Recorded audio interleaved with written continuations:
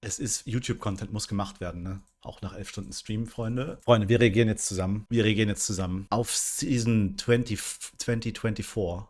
Look Ahead, Champions Modes, Arcane and More. Das Dev-Video. Los geht's, würde ich sagen, ne? Boah, fast aber auch laut.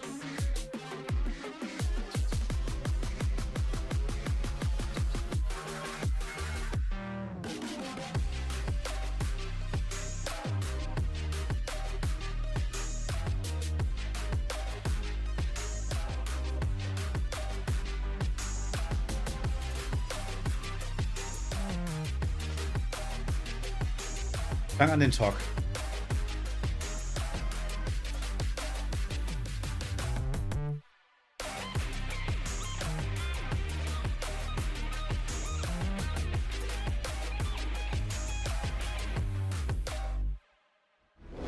Es ist visuell schon sehr pleasing, was Riot macht, ne? Kann man dir das sagen? Hey folks, I'm Hallo. Andre, also known as MEHR. Ich bin And Broeki. I'm Jeremy, aka Riot Brightman. Welcome back. We hope you all had a wonderful and happy holiday season. Yeah. And we're really excited to welcome you to season 2024. Now, we're filming this video in early November, so anything Ich habe ja euer Game nicht gespielt, deswegen hatte ich eine sehr schöne Zeit an Weihnachten und Silvester und auch die Zeit dazwischen war toll. Ganz ohne League. that happens between now and the start of the season won't be covered in this video. Today, we're going to be joined by more folks from across the league team to talk about some of the things coming in 2024, like ranked updates, new champions, some information about Arcane Season 2, and some updates on esports. Now, before we get Hit started, me. don't forget that when you jump into a game in 5 days, Summoner's Rift is going to look and feel a little bit different. Get ready for some new objectives, map changes, and updates to the core item system. And as a reminder, Season Start Cinematic is going to be releasing next week on January 10th. Ich liebe die Dinger. Sind so cool.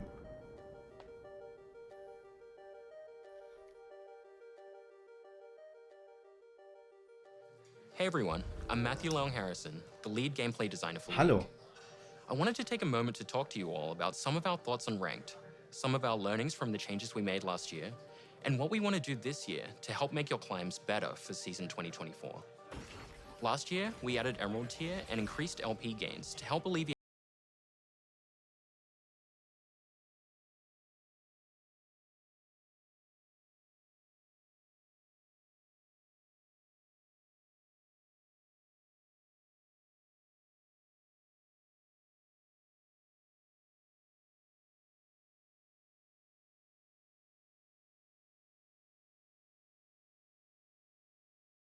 Okay, nur eine Idee, aber wir könnten zurückkehren zu einer Elo, oder? Wo wir sagen, ich habe 2K Elo und du hast 1,8, also bin ich besser als du. So wie früher. Wir können aber auch bei Silber, Gold und Platin bleiben. live when you start your rank climb next week.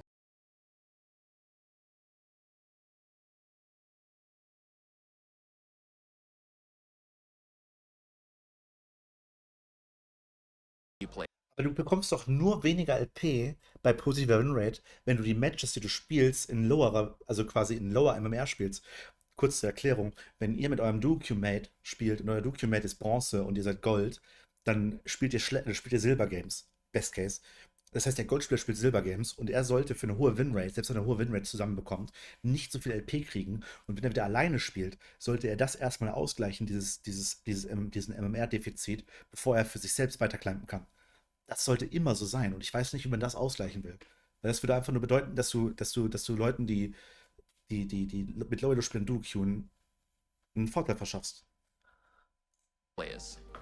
As always, we'll be closely monitoring these changes, as well as your feedback, to make adjustments as needed.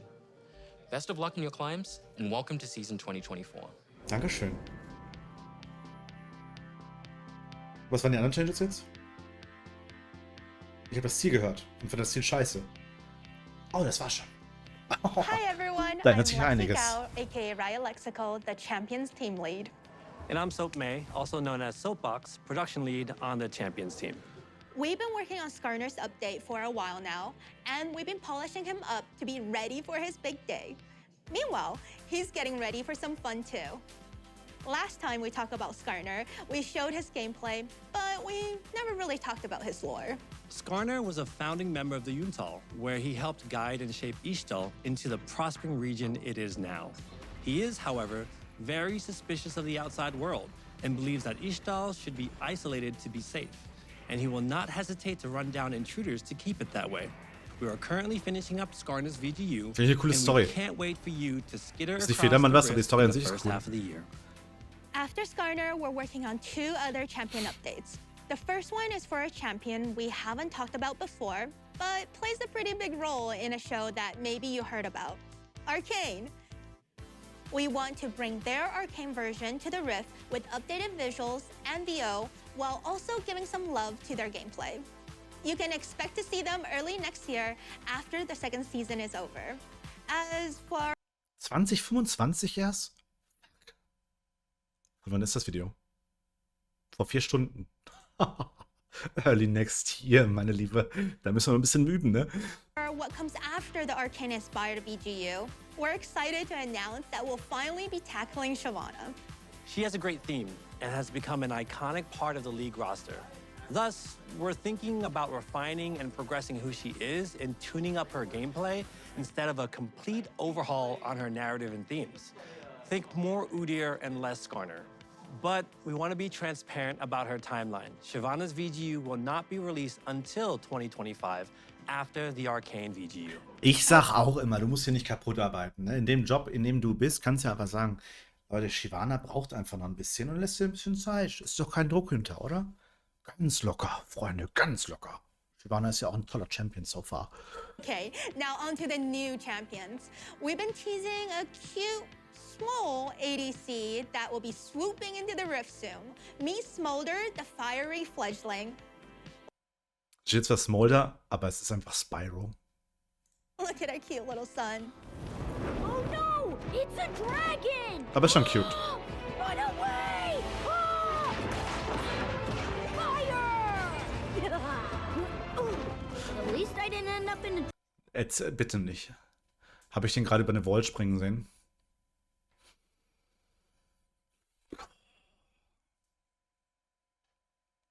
tree again. Hi, I'm Smolder. Oh, my mom says hi too. Who's the best dragon? I'm the best dragon. Hey, Mom, what are the fire thingies next to my ears called? Oh, okay. Was that me? Whoa! Look what I can do.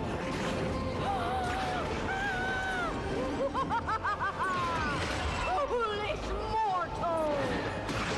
Hey, where'd everybody go? Oh yeah! Did you see that, Mom? I smoked them! Ich sag ehrlich, sieht nach im Moment aber nach einem AD-Caster aus. Also wenn es ein AD-Carry sein soll, der nutzt ja nur Spells. Da sind ja kaum Outstacks zwischen. Und da sag ich natürlich als Caster-Enjoyer, go do it, ne? One of the goals we had for Smolder was to make a straightforward ADC, as all of the recent ADCs we've released are high-skilled champs or very non-traditional.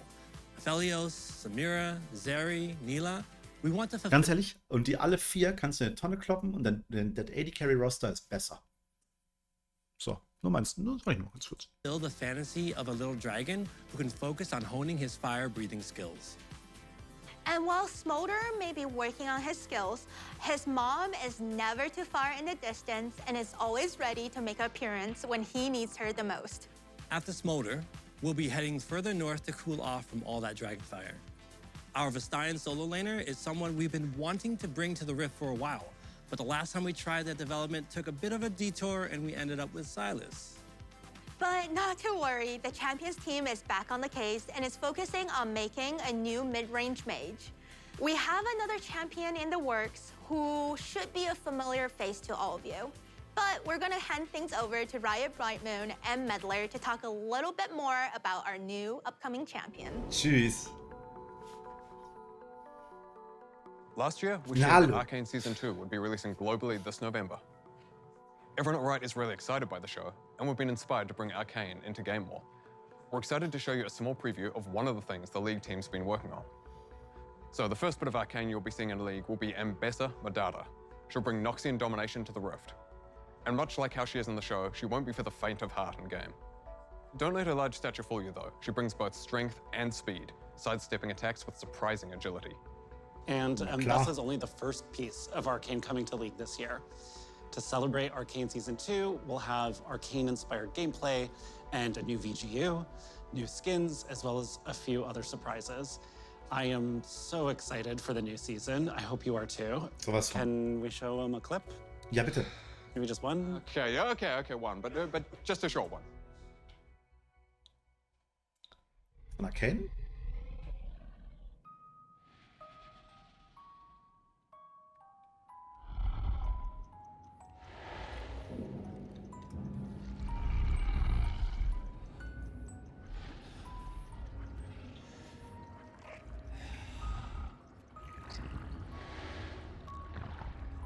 War Sinch in der Arcane Season 1 dabei?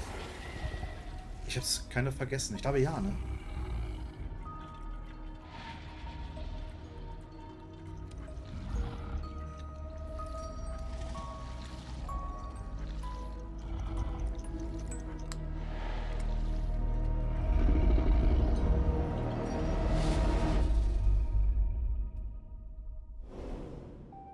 Sehr cool. Freue mich drauf.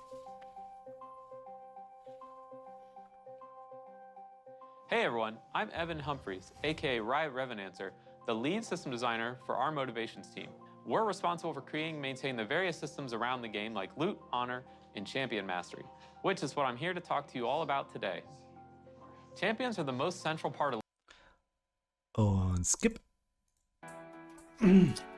Sorry, aber ich Hey everyone, einfach nur I'm gar Eduardo nur kommen wir gar Cadmus nicht. Cortejoso, and I'm a team lead for game modes on League of Legends. Hi, I'm Selena Choo Chang Liu, the delivery lead on the MOS team. So last year, we released Arena and we received a huge amount of support from all of you.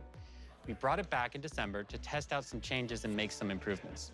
We're happy to share, though, that it's coming back again in the first half of this year with even more improvements. Our goal for the next iteration of Arena is to increase champion diversity, improve game-to-game variance, and foster even more experimentation. Ich finde es actually cool. Also ich spiele aktuell ganz gerne Arena sogar. Du musst halt einfach die richtigen Champions kennen und dann picken und dann ist Arena ganz nett. Es ist voll RNG so, aber es ist quite nice RNG. Und man kann auch so richtig schlecht sein in League und du kannst die richtigen Kombos kennen. Und dann kannst du auch gegen Leute gewinnen, die viel, viel besser sind als du. Is the ability to play some fun and wacky combinations that wouldn't and maybe shouldn't work in Summoner's Rift. So we want to encourage that with some more targeted changes to gameplay and game balance.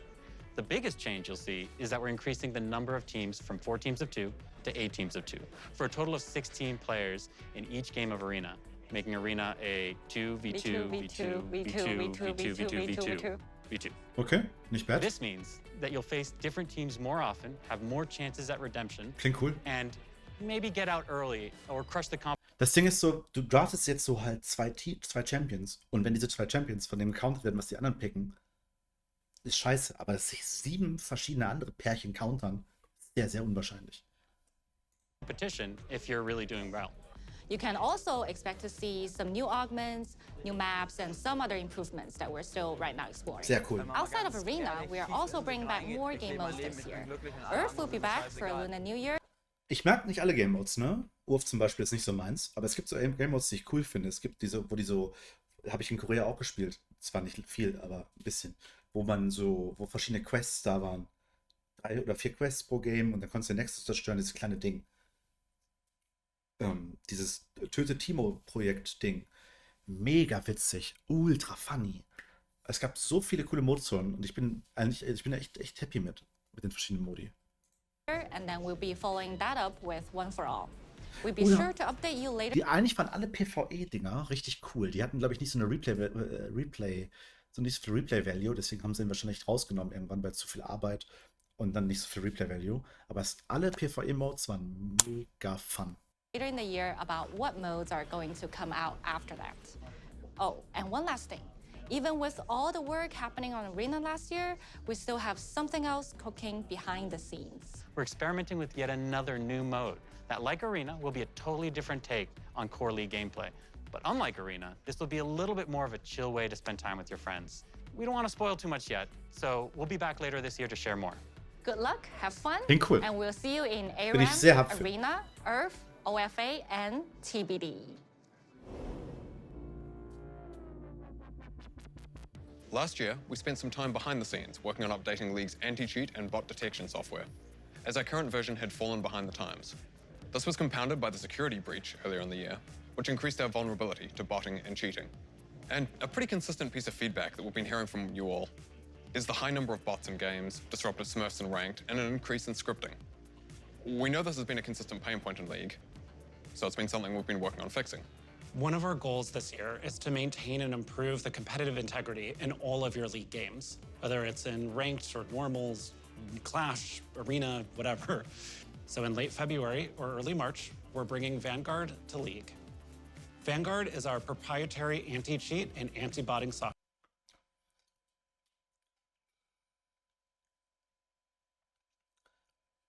Es gibt Leute, die haben Probleme mit Vanguard, ne? Also auf ihren PCs. Das ist ja das, was wir bei Valorant auch nutzen. Jetzt habe ich aber bei Valorant, glaube ich, noch nie einen Cheater gesehen. Und ich trade gerne den Aufwand, Vanguard zu installieren. Solange mein PC hat da kein Problem mit. Aber ich trade das gerne dafür, wenn dafür nichts anderes mehr passiert. Also wenn das wirklich funktioniert und keine Leute mehr scripten oder drophacken oder sonst was. Software that's been active in Valorant since the beginning. We've seen a huge amount of success in their ability to catch and stop cheaters in their games, and we expect to see similar results when we implement it in League.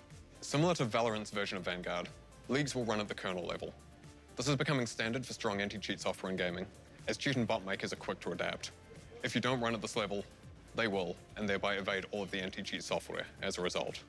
Now, Vanguard offers us the ability to catch bots and cheaters as quickly and effectively as possible. It also gives us the opportunity to do things like hardware ban offenders and terminate matches in which a cheater is detected, refunding loss of LP for everybody except the person cheating, of course. Now, Ich finde es toll. Also wenn das klappt, wenn quasi die Ziele funktionieren, dann knallen wir Vanguard rein. we know that there's a question and concern of data privacy around kernel-level anti-cheat.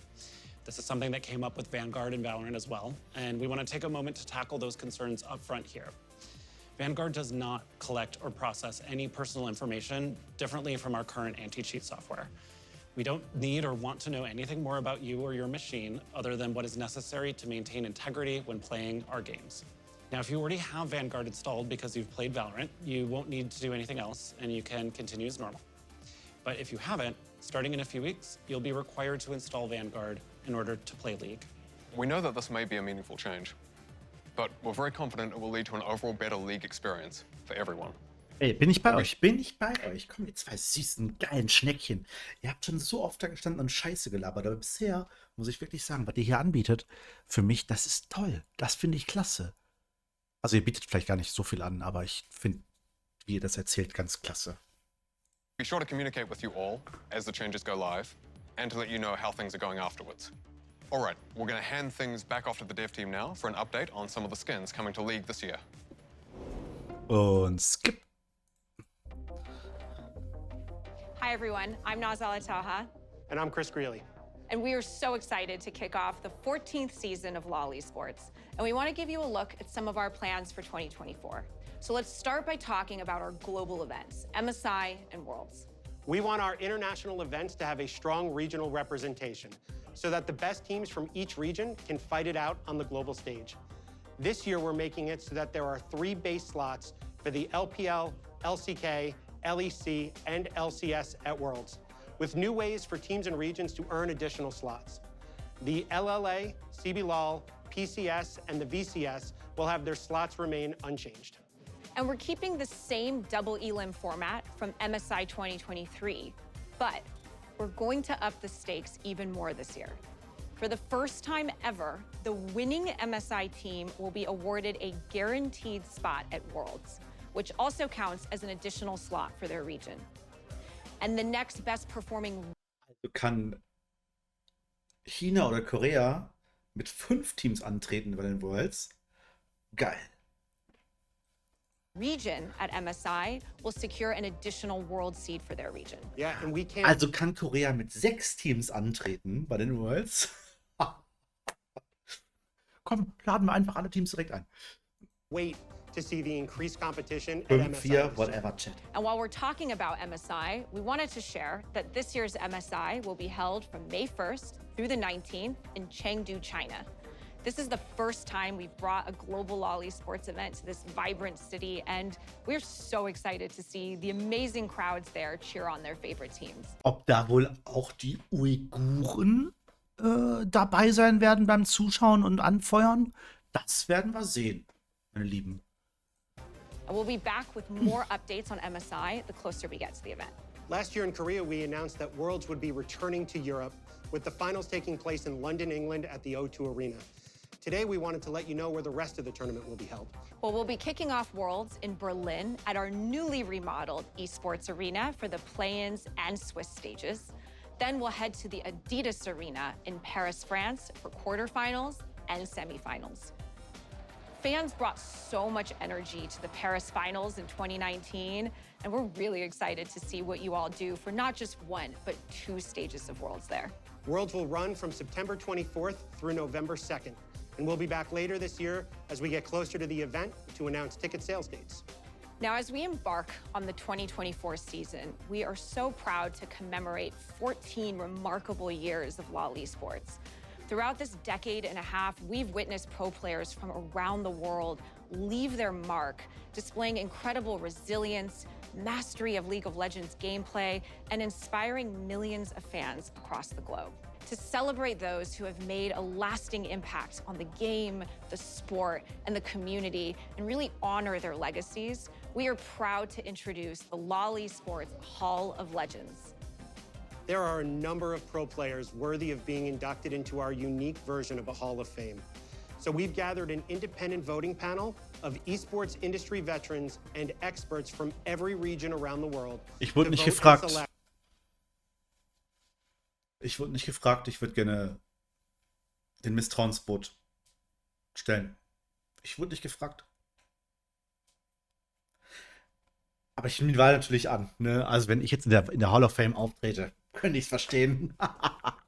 Our very first inductee. Each year, those inducted into the Hall of Legends will have their historic careers celebrated both IRL and in-game. Now, we're currently collecting votes, and we'll be back later this year to share more. And finally, all of our regional leagues are gearing up for the start of the 2024 competitive season. You can tune in on lolesports.com beginning January 13th to keep up with all of your favorite teams and pros. We can't wait to watch the 2024 Lolly Sports season with all of you. Good luck and have fun on your Special birthday for League this year. We are turning 15. We are so close to being able to finally drive a car. Oh, in the US at least. But we're looking forward to celebrating with you all later this year. We're not doing new game announcements this time. This year is all about League and celebrating our 15th birthday with all of you. So look forward to the celebrations coming in October. And as a reminder, don't forget to check out the dev blogs that go into more detail on some of the Bla bla, Leute. Auf jeden Fall freue ich mich auf das alles. Es gibt so ein paar Sachen, die mich natürlich null interessieren. Skins und was war das hier noch? Irgendwie Champion Mastery. Ich möchte einfach euch ganz kurz nach fronten. Ihr habt euch wahrscheinlich vielleicht das ganze Video angeschaut. Ich bin euch dankbar bis hierher. Ich sage euch aber auch, wenn ihr 1,5 Milliarden Punkte auf Thresh habt, dann spiele ich Thresh beim ersten Mal besser als ihr. So, und damit, tollen Tag noch. Thresh ist, glaube ich, ein schlechtes Beispiel. Naja, tollen Tag noch. Ich wünsche euch was. Gehabt euch wohl. Wenn es euch gefallen hat, lasst ein Abo da. Auf YouTube, auf Twitch, wo auch immer. Und dann bis zum nächsten Mal, ja? Tschüss.